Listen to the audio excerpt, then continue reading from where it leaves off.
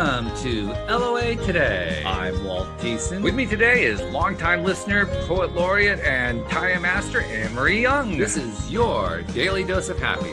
We are so happy you decided to join us today.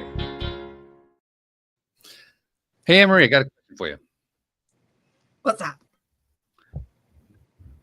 Have you ever experienced some pattern in your life, something that you do, something perhaps that has occurred to you over and over again that you say to yourself, wait a minute, that's the same thing my parents did? Yes. Many times. And isn't it annoying? Many Like, times. really, Especially really when I look in the annoying? mirror. Yeah, you know, when you just suddenly do something, like, damn it, my mother used to do that and I hated it. Exactly. Yeah. Yeah, So- I can so you- relate to that. So you're going to really relate to our guest today because Kim Anderson discovered that in a very uncomfortable way. And well, we're going to hear the story, but it sounds like it kind of turned her life around. Wow. So there's a good side to it. Yeah. Right. So It should be let's bring her good. on board. Kim, how you doing? Welcome to the show. Oh, thank you. I am doing so well. Very excited to share this with you and your guests. We're so glad to hear it. We got to start with what the story is before we get into what you do. By the way, I like the little sign behind you, the perfect mate. Yeah, that's going to kind of give us a clue about what's going to go on. But tell us the story. How did all this happen? Well, you know, interestingly enough, I grew up in Detroit, and you know, I thought I was just kind of living a normal life. I kind of had, you know, my childhood wasn't, you know, overly traumatic, I thought. Okay. I grew up in a single parent home. My dad was around, but he wasn't in the home. So I think my parents got divorced when I was 2. And when I say this, a lot of this is going to reflect back to some of those lessons. And I mean no ill will to my parents. Sure. I just want to, you know, put that out. I'm not here to dump on my parents. That's not what this is about. Oh, yeah, sure. I mean, as a just matter of because fact- we repeat our parental patterns doesn't mean that we hate our parents. Just means we get pissed that we do the same thing. I don't want people to think, oh, she's just like, you know, crabbing on her parents. No. As a matter of fact, I'm very grateful for my parents, because if my parents weren't my parents, I wouldn't even be here talking to you right now. So Fair I'm point. just very grateful and understanding that whatever it was that they experienced created me. Right. And in that, here I am getting ready to help some people have understandings about their own personal patterns. So I just wanted this because I'm not hating on my parents. Good. I love it. Okay. But with that understanding, so my dad was around. He was still in the city doing what he did. And I have to tell you, my story gets so crazy about my parents, like the things that happened. But I'm going to get there. But I believe you. but how it ended up. So I had a father, but my father wasn't in the home, but he was around. Right. So I thought that was kind of normal. Like, you know, parents, I mean, you know them, but they may just run in and out, right? You know, and so and I think my mother did the best she could with the understanding that she had. And so I grow up in that environment and in that mindset that, you know, you believe your parent loves you, but you know what, he may not be there, you know, and that's kind of is what it is. So well, whatever you grow up with, I mean, that becomes your normal, and that becomes societal normal. Like everything else out in society must be like my family, like my situation, my home, whatever it is. It's got to be the same way. Whatever it is. Yeah. And so, and hopefully it's good. Right? Like that would be great. So, yes. Yeah. It isn't always, sadly, but you know, and so I remember growing up like that in Detroit. The type of homes are called 2-family flats, where you can either live, you know, upstairs and rent out downstairs, or you live on one side, a duplex, and then you rent out the other. Lots of houses like that in Detroit. And so I remember I think my earliest memory is sort of growing up in that type of environment. My mother, I think we lived upstairs and we rented out downstairs. Like that's my earliest memory. Okay. And so I thought, you know, hey, this is what happens. Yeah. So fast forward a few years, I'm in my 20s. And I think I'm doing great things. You know, like if you read my bio, you see that early in my 20s, I was sort of breaking barriers. I was working in the NBA. Whoa. And yeah, like, you know, like I was it was the beginning of me sort of understanding like this power that I had within me, because I had just decided that this was what I was going to do. And I went there and I got the job. Like Wow. I was living in Atlanta in college at the time. And I just decided, like, you know what? I didn't quite understand it, but I felt it. I had this ability to sort of create what I wanted.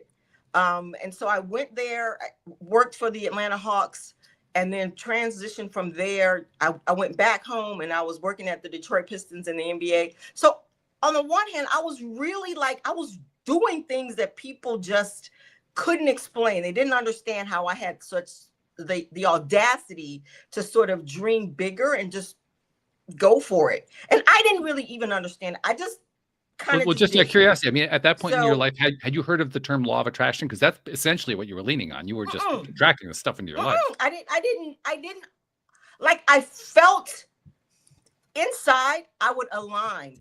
I didn't know. Like I would align with the desire. So and I was you just did it because you just did it. There. I want to work there. I believe there'll be an opportunity. Like, I don't even know that there was an opportunity, but I just was like, you know, I was really tuned in and I was really aligned to it. Now I think I was maybe 22 or 23. Like I didn't have any understanding that that was the law of attraction. I just emotionally lined up with it. And when the opportunity presented itself, I went for it. Like I just didn't even hesitate. You almost had intuitively. You had like an intuitive understanding. You just kind of went with it. I did. Yeah. I did. And so when I went back to Detroit and I was working for the Pistons, you know, that's when I thought, perhaps, I'm really embarrassed to tell you this. I thought perhaps I can take that same understanding and maybe apply it to a man. I'm really I'm really embarrassed to say that. I am. Well, it depends on how you apply it. I mean to like a particular man. You know, well, not it just can be done. The question is, what are you trying to attract? I mean, are you trying to attract something that you're controlling, or are you just trying to attract him coming into your life? Either way, it works. Well. So I'll say, here's what I learned, that perhaps it would have been better to attract the desire and not try to attract a person, a specific person. Yeah. Because in that, I did kind of attract a person, but that's when my patterns came back. And so I'm in that kind of pro athlete space. Lots of people were in that space. So innately, I attracted my father. Like, you know, like I didn't have it clear yet, but innately I attracted a person whose characteristics were exactly like my father's. Like a perfect example. So annoying when we do that, but we do it all the time. And so having got that understanding, but then I found myself in a predicament, because here I was, you know, I left my job because I was too embarrassed to walk around pregnant. Like I didn't want to be walking around the arena pregnant and everybody would know kind of what I did. Like, you know, it's like, So I left my job, but then so I'm pregnant and I have this son and I'm going, what have I done? Like, just what have I done? And I was so devastated because my esteem was rock bottom. Like, you know, I was so embarrassed. I was so shameful that I had become a statistic. Like, here I was, a single mother. How did this happen? And I looked around and I went, wait a minute. And this was really the moment of clarity for me. And I said, wait a minute. My mother was a single mother. Hold up. What's going on? Wait. How did I repeat that pattern? And then I looked around and I looked around and I was living in a duplex. And I was living on one side and I was renting out the other. And I was like, oh, wait a minute. And wait, what's happened? What has happened? And I tell you, I was nauseous. Like, I was sickened. Oh man. When I realized that wherever I was, whatever life I was living, that it wasn't even my life. I was just repeating the patterns that I had seen. Yeah. And I mean, like, to the point that I had gotten involved with a man who had no intention of marrying me. And so, but he was around. He was like still in the city, but he had no intention of being an active parent. Wow. And I just went, not only have I now gotten myself into a situation, now I have this child and I've put him in a situation. Whoa, what am I going to do? And that's really where the story begins. Yeah. One of the themes that plays out with virtually every guest who comes onto the show, and I can't think of an exception. I've been doing it for 13 years now, and we've had guests for about the last 8, and I can't think of an exception from any of them. So many stories of people who've gone through traumas of various kinds, dark nights of the soul, that kind of stuff. And when they come out the other side, universally, 100%, they all agree with one thing. They never want to go through it again, and it was the absolute best thing that ever happened. Absolutely. Like, I wouldn't even be in this position. I have this saying that sometimes when you're going through the process, like, instead of fighting the process, if you make friends with the process, in the process, you'll make friends. Like, it's like, you'll just find out, like, it really wasn't even about that thing, but it was the process that you went through, because it's more important who you become than it is what happened to you. And so really, when you think about it, you take it a step further, it's like, well, then what happened to me actually happened for me. Yeah. And so if I can sort of get that understanding and step back, then I'm way ahead of the game. I can breathe, I can relax, and I can actually begin to see, okay, what is it that I'm supposed to learn here? Because that thing happened for me. So that's great. That's a wonderful way to look at it. It really 30 years though. 30 years. Well, I didn't say it was going to be quick, you know. You're actually making me feel better about mine's been about let's see, how long has it been now? 17 years. I feel better about that now. Like, for sure. And that just means, I think, if anything, I told my kids the other day, I said, I think my superpower, if I have a superpower, is that I learn my lessons well. That's good. Because I don't want to repeat them, right? Like, it's like, I don't want to go around that mountain. Let me get everything out of this that I possibly can. I'm open for a new lesson, but I don't want to repeat the lessons before. Like, let me get it, let me learn it.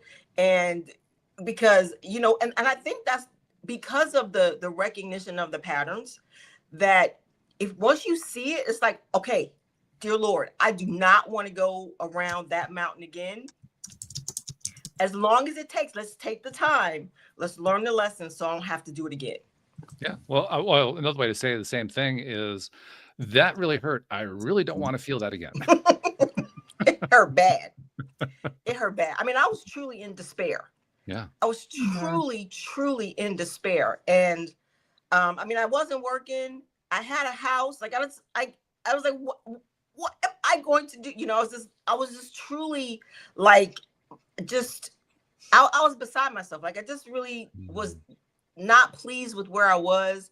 And I didn't know which way or how it was going to get better. I didn't really have a moment of that type of clarity until one day I went to, you know, when you're getting beat up, I was like, I'm just going to go to church, because I don't know what else to do. Like, hey, I don't know. Whatever your safe place to go to, that's where you go. Yeah. And it wasn't like I went to church. I just went, I just like, you know what? I'm going to go to church. So, okay. And where do you go? I went to my mother's church. Like, I didn't have any. And do I sense another pattern here? No, have you guys ever heard of Les Brown? Oh yeah. Okay, so I went to church that particular Sunday, not knowing anything, and Les Brown was the speaker. Oh my God. I mean, Right, that's incredible. So I go, and Les says, he's talking, and he reads this passage of scripture or something, and he says, like, if you feel like you're pressed on every side, if you feel like you're in despair, like, look up, because there's still hope. And in that moment, that was also, whoa, my camera. I'm like, I don't know what's going on there, but well, your my camera must have felt it too, right? Yeah. But in that moment, that was like sort of the fact that sort of helped me understand that there would be hope. And it was just another pivot point that whatever else he said that day, because it described my situation so perfectly, that I felt like, okay, like it's gonna be okay. I don't know how it's gonna be okay. I don't need to know how it's gonna be okay. I just know it's okay. It's gonna be okay. And how fortunate that you were able to hear this from one of the greatest motivational speakers we have in America. I mean, I'm blown away. Like, you go to church one time and this is who showed you. You gotta be kidding me. I'm not, I can't make it up. I cannot make it up. And I didn't even know he was going to be there. Like, I didn't know. Did you know who he was? Went. And I kind of knew who he was, because it was okay. Detroit. So he was, so I kind of knew well, who that he makes was. sense. Yeah. And I don't know, at some point he married Gladys Knight, but I don't think that had happened yet. And I think, I don't even think it was so crowded. I think I was in overflow.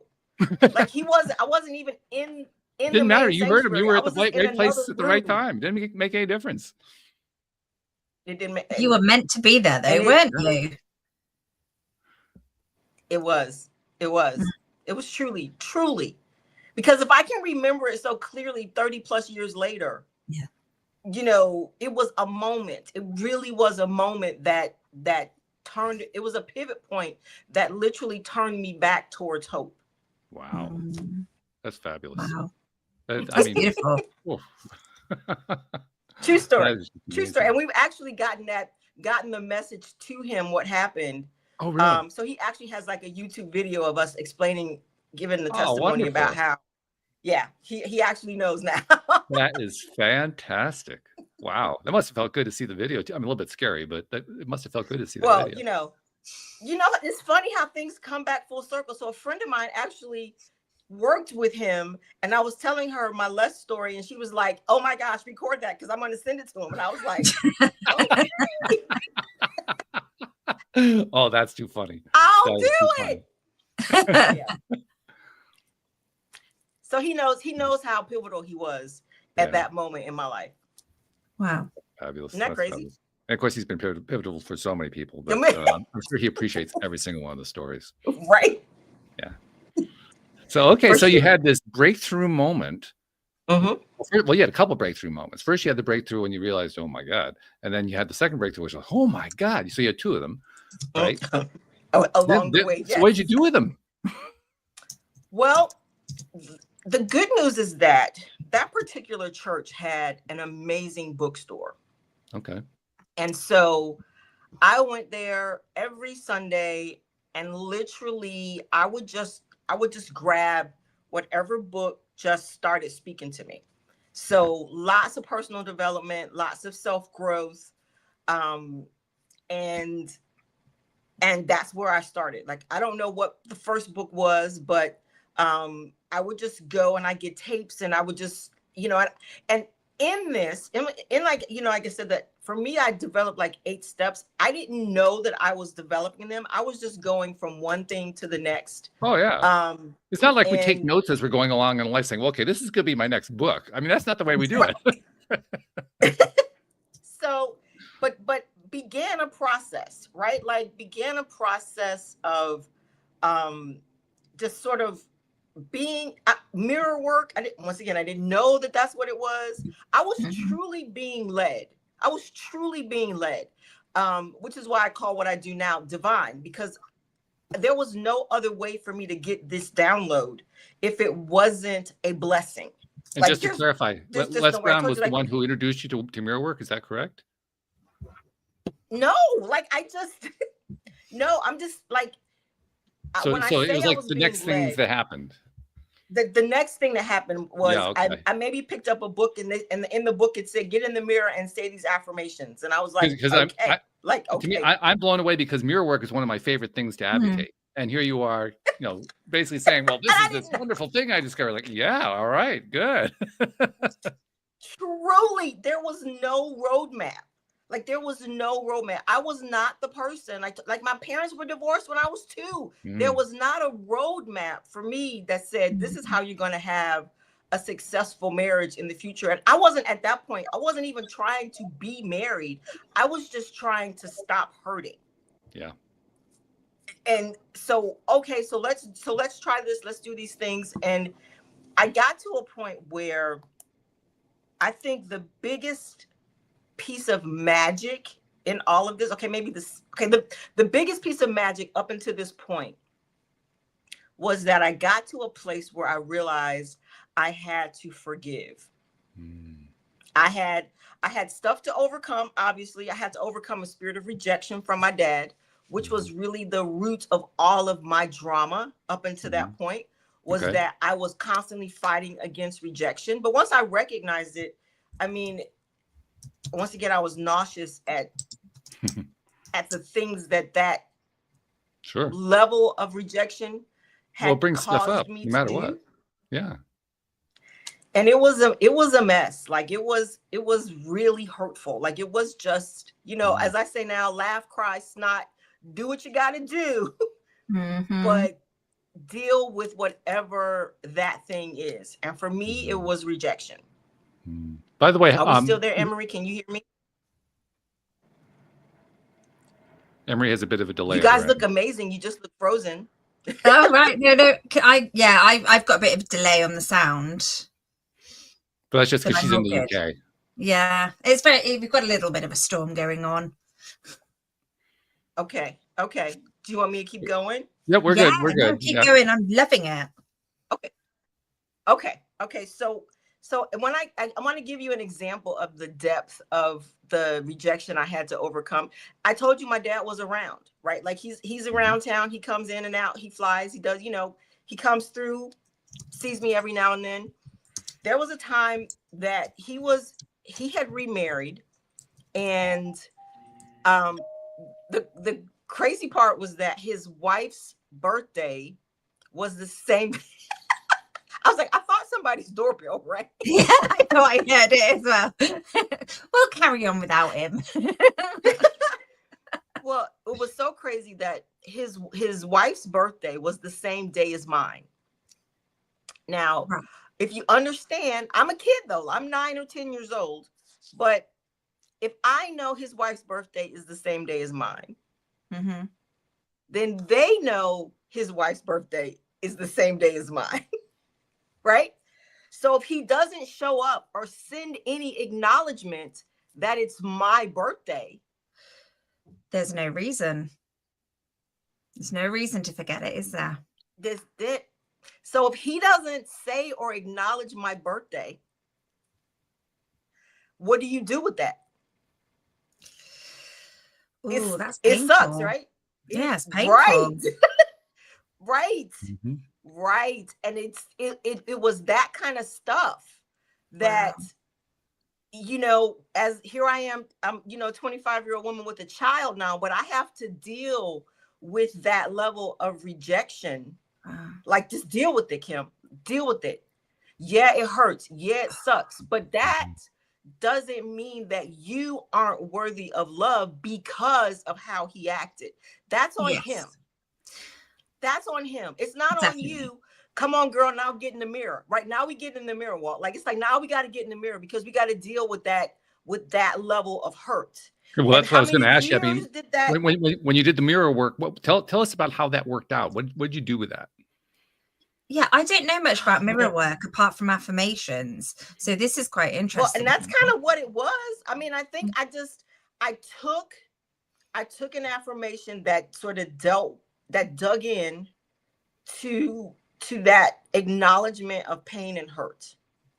Like If your dad is married to someone whose birthday is the same day as yours, but he never calls you or acknowledges you or sends you anything on your birthday, girl, guess what? That hurt. That hurt. That made you feel unworthy. That made you feel unlovable. Okay.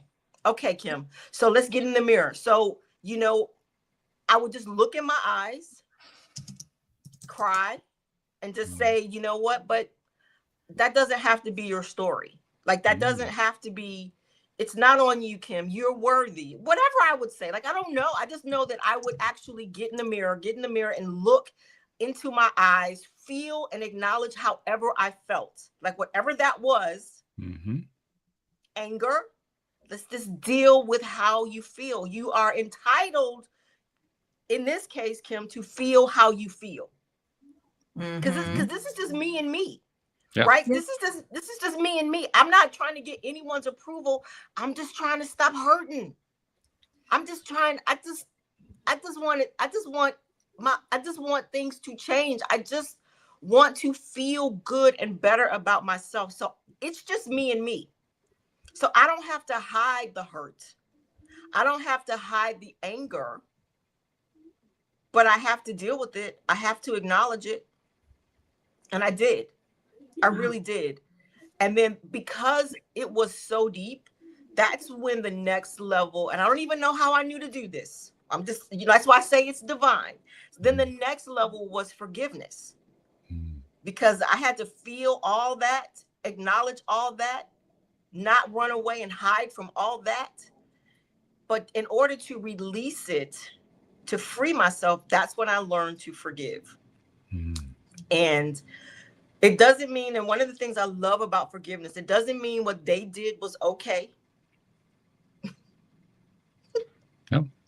Right? Doesn't mean that what they did was okay. Yeah. It meant that I was cutting the strings to my heart about it, because I wasn't going to be bound by it anymore. You could do whatever. Do whatever. Don't call me for my birthday ever. Like, it's okay.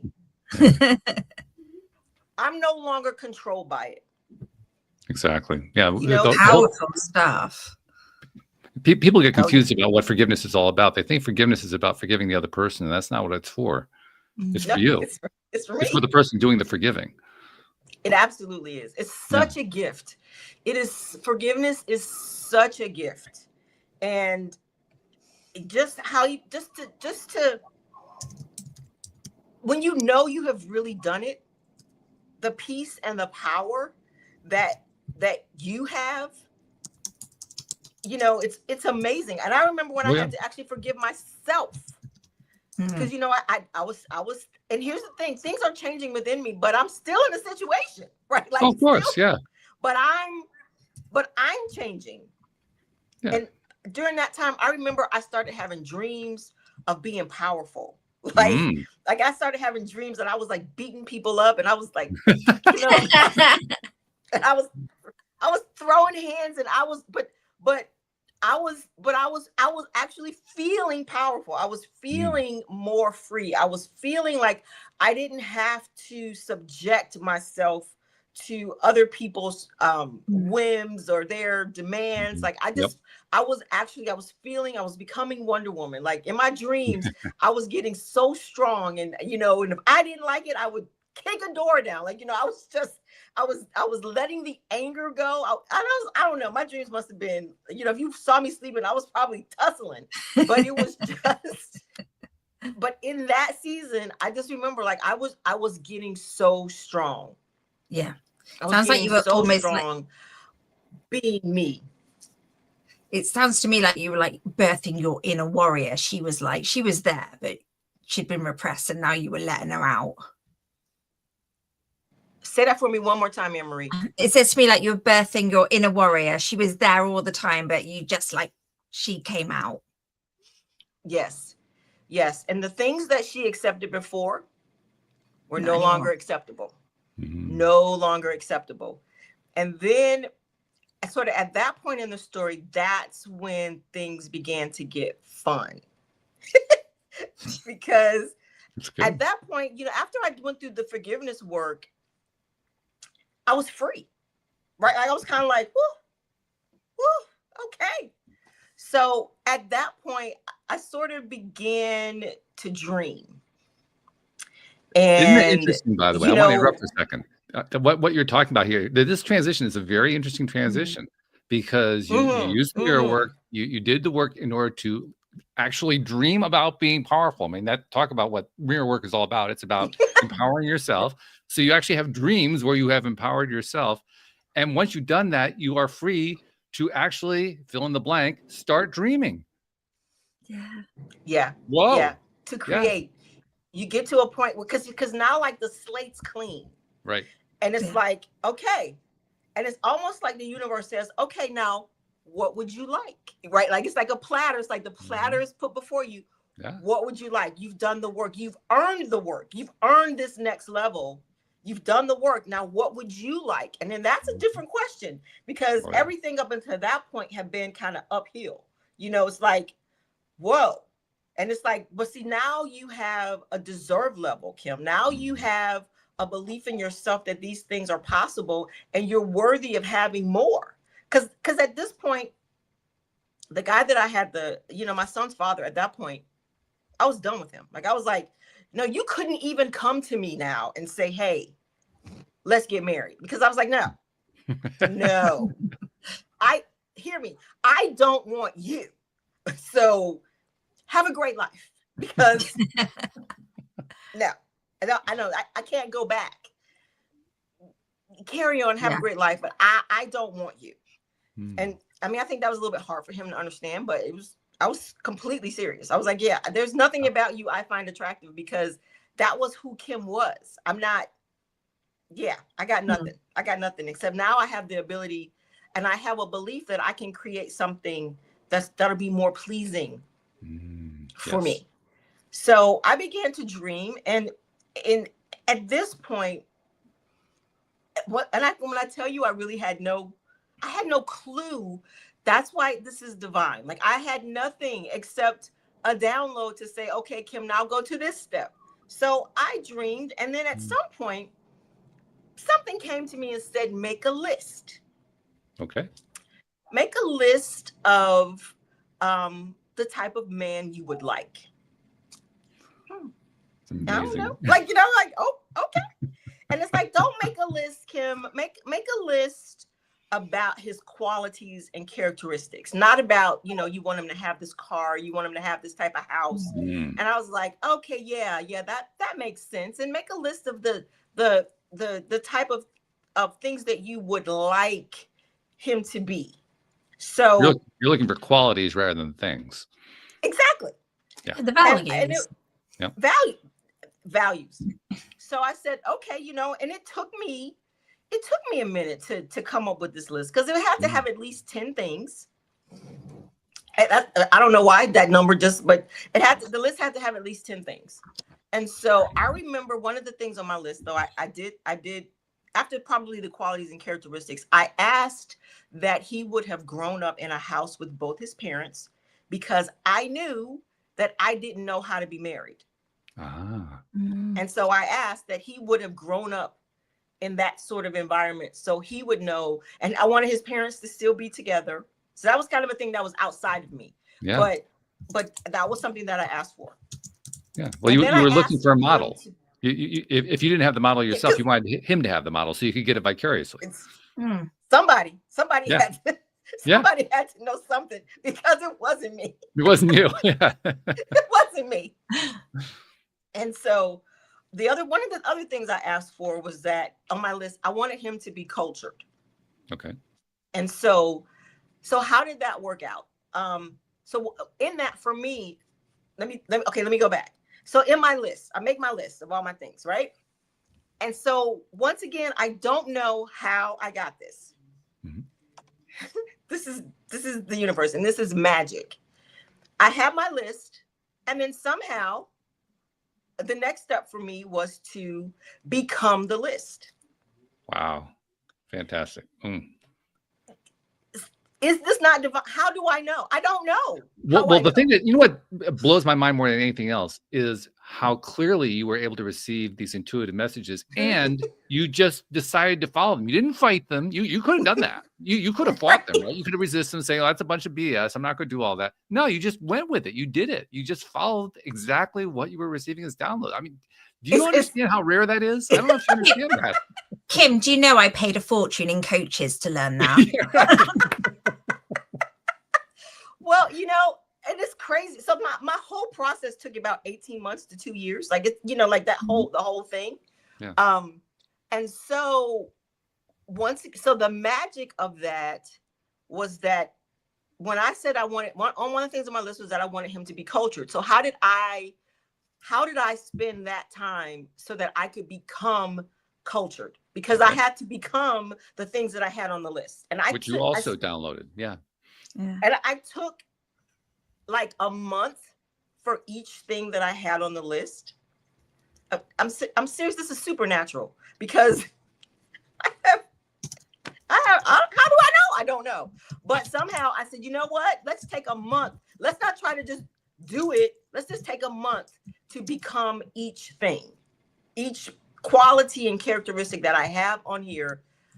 Let's take a month to work it through, do whatever activities you have to do to actually embody that characteristic or value. Wow. So one of my favorite things when I said that I wanted him to be cultured was that I went in Detroit. We had what was called the Detroit Institute of Arts. Mm-hmm. And it's a fabulous museum. I hope it's still there. But they would have exhibits from all over the world come. And so I would go and I would spend time at the Institute of Arts, just looking at paintings, looking at beautiful things. We had a historical museum in Detroit where it was literally like sort of underground, but it was still like cobblestone streets and just where people would make looms and fabrics with looms. And it was just different, just beautiful things. And, and so I would just go by myself. I went to opera. I didn't like opera, but I went because I'm with you, by the way. I love it. Of course. But I had to open myself up to those more cultured experiences. Mm-hmm. I would take myself to a fine restaurant. Mm. Do I like the fish or do I like the steak? Do I like the red wine? Do I like the white wine? Like just opening myself up, putting myself in situations where I could become cultured, however that would look. Mm-hmm. Theater, like I just went, and I went by myself. I didn't ask anyone to go. That's a lot. This was what was on my list. So when I meet my husband, my husband grew up in Washington, D.C. He was in the Youth Symphony Orchestra. I mean, so like all of those little things, those little serendipities come back into play. Like, so music is, instruments and those things are still extremely important to him and to me. So it's just like, it was just one of those things. Like, so I would go to the list and I go, so let me see. So you do that. I was like, okay, because how are you going to know who your person is? They actually have to have the list. Like they actually have to embody that list, because when you get to relationships, like attracts like. And when people say opposites attract, that's not true. Your personalities will probably be opposite, because an introvert isn't going to marry an introvert isn't going to marry another introvert. That's crazy. That's crazy talk. But it's not a whole lot of talk at all, actually, because neither one's saying it. And two extroverts are not. Oh my gosh! Like no. So ideally, right? So those are the opposites. One's going to be the introvert. One's going to be extrovert. But your values have to line up. Those qualities and characteristics, like is going to attract like. So from there, like I literally, so that's what I was doing. I was doing, my work was to take each one of those qualities that I had on my list, spend a month and become them, because that was how I was going to know who my future mate was going to be. I'm really impressed at how well you carry this out, but keep going. It looks amazing now. I'm sure it's a little messy. It is amazing now. I mean, it's not just that it looks, it is amazing. It really is. I mean, I don't get a lot of guests on who can tell me, yeah, they did every step along the way. Usually they had a breakthrough somewhere, but to have that level of consistency, I mean, it's almost like you're reading it out of a self-help book. Chapter 1, chapter 2, chapter 3, chapter 4. That's what it sounds like. Definitely. But also, sort of while you were doing all of that, you were on a journey of discovering who you are and what you like. So for that culture that you're like, I want to attract this, so I want it. But actually, you were on a self-discovery journey at the same time, which is just incredible. They're doing all at the same time. My goodness. Yeah. Ooh. And the beautiful part is that I was so willfully ignorant about what I was doing. I was just, what's to say? I was just sort of like growing on fire. Like I just, I was starting to see things change. And so the next step is also a really fun step. But you come to a point where as you're becoming, then the things and the people that you attract are different. And probably better than what you attracted before, but you start noticing that you're starting to be attractive to different people, different types of people. Yeah. And so that part was fun. Yeah. But it was it was sort of like the same when people would go, "What are you doing? Are you doing something? Are you dating? You got a boyfriend? Like, did you cut your hair? Like, what are you?" Something's different about you. I was in that phase. Well, I also want to ask you though, because when you're going through this, everybody's going to have a bit of a different experience. I'm curious to know what yours was. At what point did you connect the fact that the changes you made were resulting in the changes in your life? Was it immediate? Did it take time? Was there a gap? How did that work? Well, it was. I think I knew that the changes I was seeing was a direct result of what I was doing. Okay. Like I think I pretty much got that. Like, okay. So I was because then I wanted to do it more. Okay. Because the men that I was attracting were getting better, but they still weren't the one. You were climbing up the ladder. I was getting some different experiences,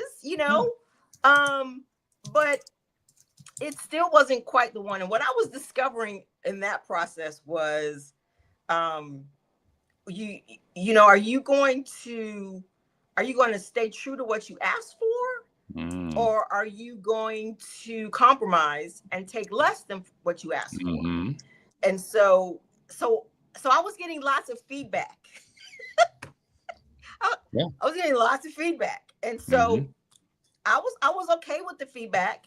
And I'd go, okay, well, and I had to not be like afraid to date or get to know someone. Like I was like, okay, I'm willing, and and I have to say this part. My mother was very, at this point, she knows I'm dating, or I'm at least going out, for dinner. Nothing wrong going to have dinner. Let's just talk over dinner.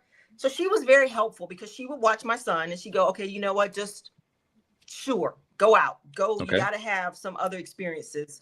Go ahead and go. So she was very helpful. She wasn't, that's great. She wasn't against me in that regard, but she knew that I was actually doing some inner work.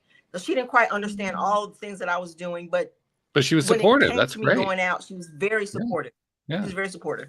So it got down to, this is what I call the guy on paper. Okay.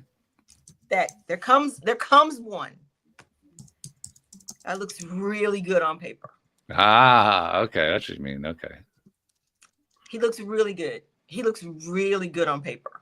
And so I'm going to just give you an idea of what I was dealing with. But there was this guy. He ended up being like 11 years older than me. And he was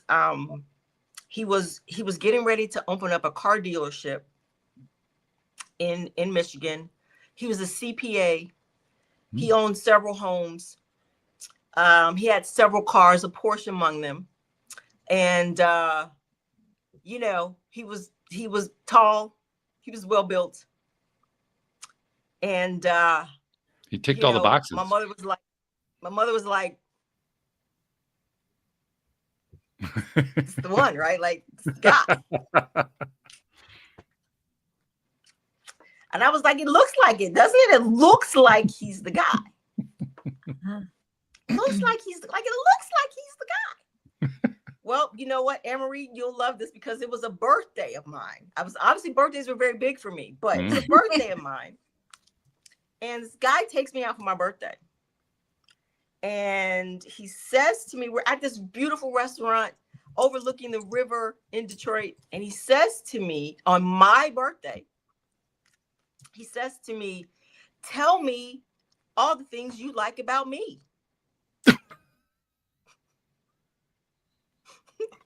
As he picked me up in his Porsche, right? Like, but tell me everything you like about me. Can you say narcissist? Huh. I was like, wow. Well, that's one of those situations where I say he's doing you a favor because he's letting you in early on the secret. He was. But I still had to go back and tell my mother he was not the one. I'm sitting there at the dinner going, I'm getting ready to throw him back. Like I'm going, you know, like, and here's what's so key is that in my heart, right? This is the point of decision. This is a key point of decision because am I going to ignore all the stuff? The red flags are there. Are they not? They are there. But am I going to ignore because he looks so good on paper? No. But this is a Kim moment. This isn't even about him right now, right? This is this is a me moment. Am I going to accept it? Am I going to compromise? I think am I going to be able to look people in the face? Am I going to be able to go back and tell my mother he's not the one? Right? Because my mother's going, are you serious right now? Kim, he's about to, she's looking at all the things. He's got his car dealership. He's a CPA. He's got he's got a platinum American Express card like Kim. It's not important stuff, though, is it? I got to ask you something, though, because for many people, I would even say perhaps for most people, a lot of people think about dating in terms of status levels. You know, what's your status compared to their status and all that sort of thing. And in this case, you were taking somebody who would generally be considered high status, and you were throwing him back. I was throwing him back. It took all the courage. That has two things that goes on. First, like you just said, there's a courage factor to it, but I'm thinking there's also a second factor. It's an esteem building factor. I'm wondering how long did it take before that hit? Because I knew it had to hit at some point. Just how long? You know, looking back now, I want to say, I mean, I had to sort of go back through my list. Okay, Kim, what is it that you asked for? And be honest. Does he meet the criteria of the qualities and characteristics that you said you wanted? Because you can have this open book test, girl. You can have this if you want to. You know, it's your choice. And all I remember, Walt, is that it took every ounce of courage that I had to say no because me. Because me. And I remember I was driving down the street. I left my house. I'm driving down the street and I said, you know what? I don't care. I believe there's somebody out there who's going to love me for me. Period. The end. And I'm done. Like, I'm done. Like, and I didn't care at that point if it ever happened. You know, like I just was like, I don't love me. I don't have to put on airs. I don't have to. Someone there's someone out there who's going to love me for me. And then I stepped away from that guy, and I didn't care.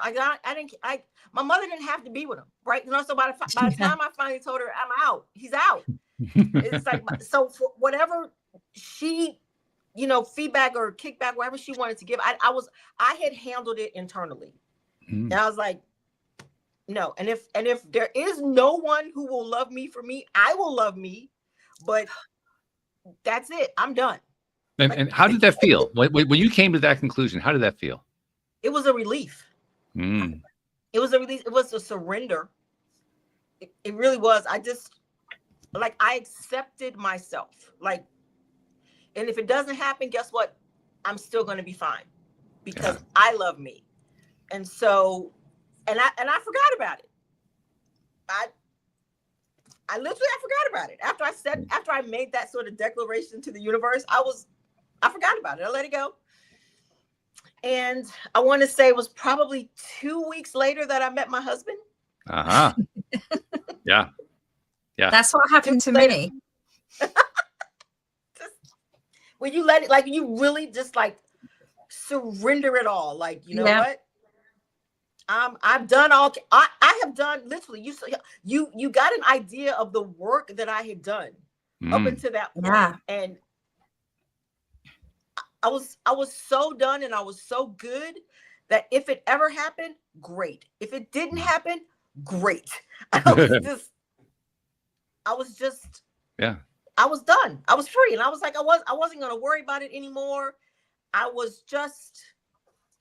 guess I was just happy and pleased being me. Yeah.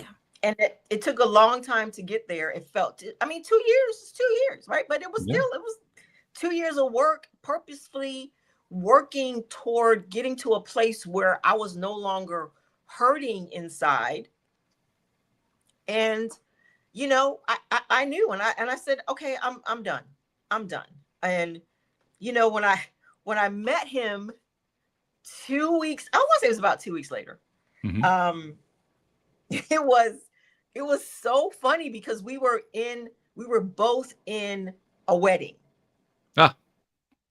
And my cousin was marrying his best friend, but I had never met him. He lived in DC and we were in Detroit, and I had never met him. My family had met him because the year before, my cousin and her husband were set to be married, but they called off the wedding of the week before.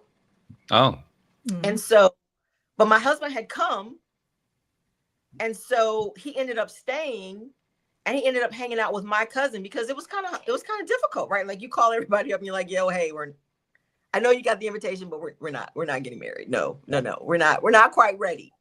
Yeah. Which was so amazing because if I had met him the year before, no way would I have been ready to meet him and see him, because a year before I was still too wrapped up in all the other guys. So if it had happened the year before, we'd have just passed. We just wouldn't have even really acknowledged each other because I was still such a mess. Yeah. So we fast forward to when they are now getting married, and I see him and I go, oh, maybe that's a cousin I haven't ever seen before. And so I'm looking at him like, oh, you. And he's like, she wants me. Well,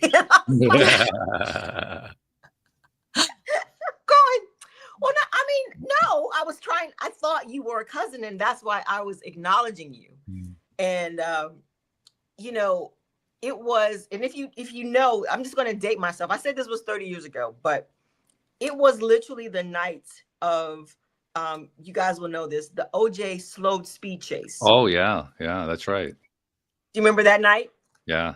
And my maiden name is Simpson. Is it really? So it really is. So every Simpson in Detroit was glued. Oh yeah. Because the wedding was the next day. So every Simpson in Detroit was glued to the TV because we're at the rehearsal dinner, and we're all every Simpson. We're all glued to the TV. So it was that night. That's the night I met my husband. It was that night. And so And it was also like this there was a basketball game on that was like the final. I don't know. It was a really big basketball game that was happening. I want to say maybe New York and Michael Jordan's team. Like, it was just a huge game that was going on. Mm-hmm. And so we were all standing around watching. We were flipping from the game to the slow speed chase, game, slow speed. There was all this intensity that was happening. And then the next thing I know, I'm sitting on a couch, and then his arm, his arm is like behind me stretching. And I was like, well, wait a minute. What? What just happened? What are we doing here? Just stretch, And, very slick. So during the rehearsal, he and I actually walked down the aisle together. And so, all these things are happening. So we fast forward to the next day, the actual wedding day, and we look, and there was somebody missing from the rehearsal, and we didn't get to walk down the aisle together. And we just thought, I was like, well, that just really seems strange. Like, I'm walking down the aisle with someone else. Like, I was like, wow, that just seems so strange. So we just initially became like such fast friends. Like, we pulled a caper at the reception because my cousin's car wasn't decorated, and we were like, we got to decorate the car. And we went down the hall and took someone else's just married sign and stuck it on the back of the car. I mean, like, we just fell in. Like, we were just like, oh my gosh, he's so much fun. And he's like, oh my gosh, she's so much fun. And we just, we ended up just like staying up the whole night, just drinking and laughing and just, oh my gosh. And so, a couple of days later, I went like, wow, like that was pretty fun. Attention. Like, I was like, I kind of like him. And so we went on a date. Really one of our only, I think we might've gone on 3 dates, like, before we got engaged. Like, seriously, wow. It was crazy. Really quick. So we went on a date. We went to Fuddruckers. And my cousin and her husband, like, they're newlyweds now. So we all like go on a date, and they didn't quite know that we were dating, right? They were kind of like, well, you're here and he's here. And we were like, yeah, And they were like, wait, are you guys serious? And we were like, I mean, why not? Like, I think so. So I don't know how long he stayed, because he was living in DC. So he had to go back, obviously, but then we started long distance. And so he was talking to me. We talked every night. I was working in TV at the time, and I had to do the morning, get to the station for the morning news. So I would get there, we do whatever we had to do for the morning news, and then I'd call him like at 5:30 in the morning, and we talked till I had to do the next show. Like, it was just nuts. And so my cousins, they got married in June, and by August, 6 weeks later, we were engaged. Wow. I mean, it just went crazy. And I know everybody thought we were crazy. Like, everybody was like, you guys need to slow down. And we were like, slow down. Why slow down? Like, why? Slow down for what? Like, slow down. It was a whirl. It really was a whirlwind. 6 weeks. We were there. He hit your job description. You interviewed him. He got the job. Yeah, right. Like he's just so wonderful. Like, I just can't even, like, even now, 30 years, right? Like, there's never been a doubt that he was the right person for me. We've even had some other things that would blow your mind if I told you, that confirmed over and over again, like, really, you guys were fashioned for each other. Yeah. And so we still laugh. We still belly laugh like every day. Like, and it's not like, oh, it's time to belly laugh now. No, like, we literally just laugh so much. We still just enjoy being together. Now, life has lifed, like, it's not like we haven't had things that we've had to overcome, but we overcame those things. We didn't get to a point where we were like, I don't want to be with you, or I don't want to, or this or that. Like, it was like, no, well, together, let's overcome this. Because what I discovered, and what I want to share with folks, is that once you get the relationship that you want, because this is how you have asked for it, there's really not a need to look elsewhere. Like, it's funny how that know, works. Like yeah. this person is divine for you. So who's going to be better than him? Like, there's like, once you realize that, there was never like, oh, I should see if I can find someone better. Once it clicked and once it happened, we were locked in for life. Fabulous. You know, as so often happens when we do these shows and we're on a track that's feeling so good, and this one is totally a feel-good track with all the fabulous things that you did following your intuition exactly the way you need to. I look up and I say, wait a minute, the hour's up? No. But we do have to draw these things to a close. You guys just let me talk. Oh my gosh. Well, you did a good job. We loved what we were hearing. We were enthralled. That was fabulous. Yeah. What we have kind of skipped over a key piece because you have you're trying to help other people along the same line. Let's take a few minutes to tell people what that is and how they can reach you and all that kind of stuff. Because I mean, it'd be kind of unfair to tell all the story and not give them that. You know what I mean?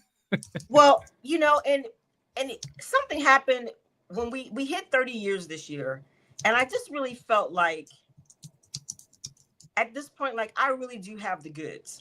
Like I've cracked the code. If you are desiring to finally have that magical love story that's uniquely yours, that I really do have the goods. Like I really do have the steps that will take you through what you need to get through the personal understanding and development, because really it's all you. And once you realize that, you can have it. So I just felt like it's kind of now my obligation to share that knowing and that understanding with others. And so that's why we launched this year Divine Perfect Mate, which is divineperfectmate.com, which is where folks can reach me. There's a free download for you about those. I kind of talked about the 8 steps. I didn't point them out individually as I was telling the story. Well, we got but the 8 steps are there, and it's a gift. It's just a gift from me to you. Go get the PDF, and if you want to do more after that, then you'll be right in my community. Once you download the PDF, we can talk. You can email me. We can chat about what would be best.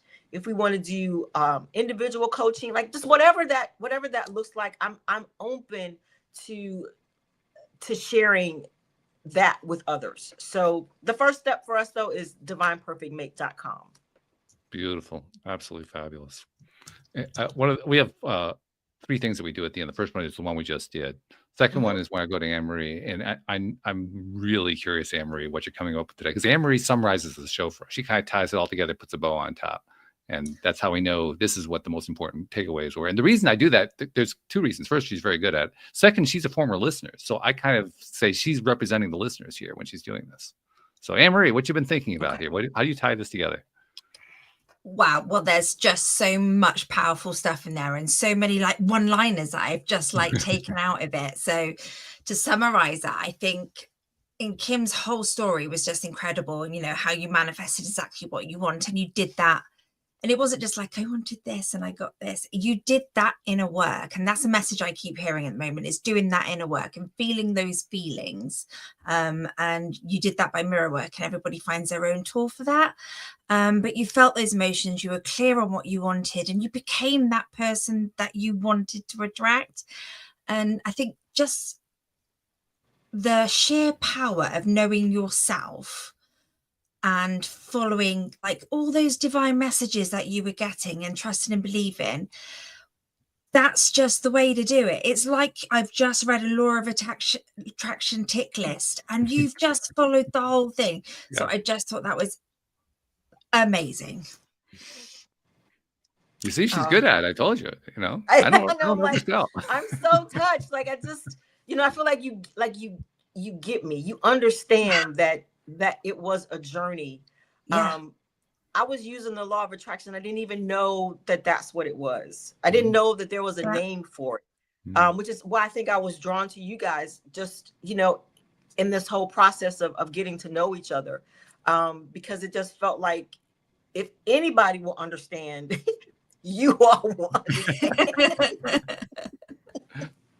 And I'm what I can truly assure you is, I mean, I started this podcast 13 years ago at a time where law of attraction was kind of a woo-woo term. Now it's so readily accepted that, you know, you say, well, law of attraction, say, oh yeah, I know what that is. I never run into anybody anymore who says, well, that's a bunch of nonsense. I haven't heard that phrase in like 10 years. Right. So, Right. so yeah, I think you're kind of safe on that score. But nevertheless, we're really glad that you shared the story with us. That's a fabulous thing. Oh, thank you so much for having me. Now, there is one other thing that we like to do here, because now that we live in the 21st century, we can do things like this. I mean, you're in Michigan. Are you in Michigan now? Is that where you are? Actually, I'm in Georgia.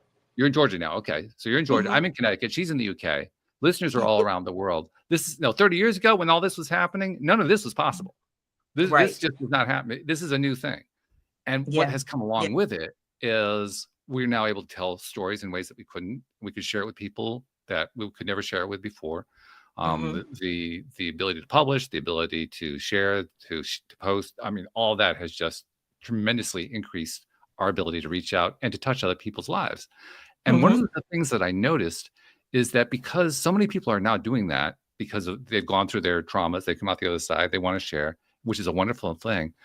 We kind of have skipped over something that we take for granted now, which is, well, yeah, we're going to help a bunch of people and we'll never find out about it. And I say to myself, you know what? We should do something about that.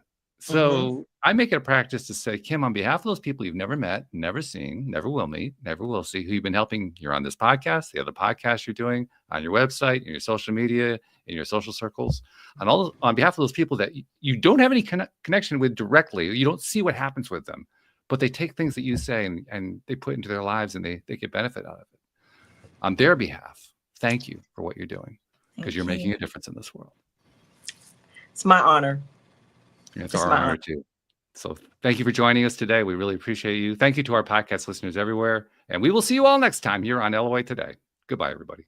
Bye.